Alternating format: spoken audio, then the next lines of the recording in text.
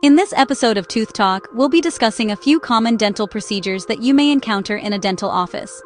It is good to note that there are several different dental treatments for various dental issues. This video will cover a few aspects, however, not all of them. First, we will start with fillings. Fillings are procedures that are done to remove decay cavities from your teeth. Think of it as a section of the hard portion of your tooth, like the enamel, is sick.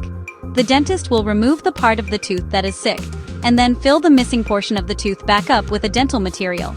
Historically, dentists have used amalgam, which are the silver-looking fillings, and resin composite, which is the tooth-colored material to do this. Next, we will talk about root canals. Remember the example of a tooth that is sick previously mentioned when discussing fillings.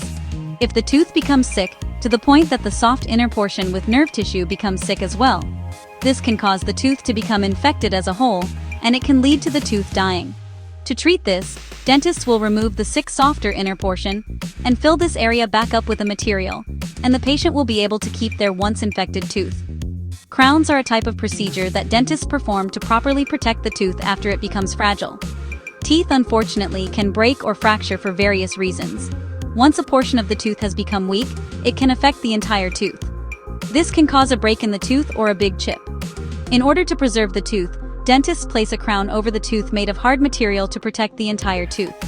Another example of when crowns are commonly placed is after a root canal.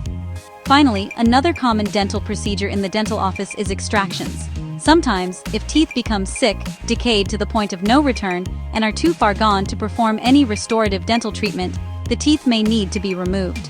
There are several dental procedures that can aid in the improvement of one's oral health. It's important to know exactly what your dentist may recommend, as you'll know what to expect and prepare for.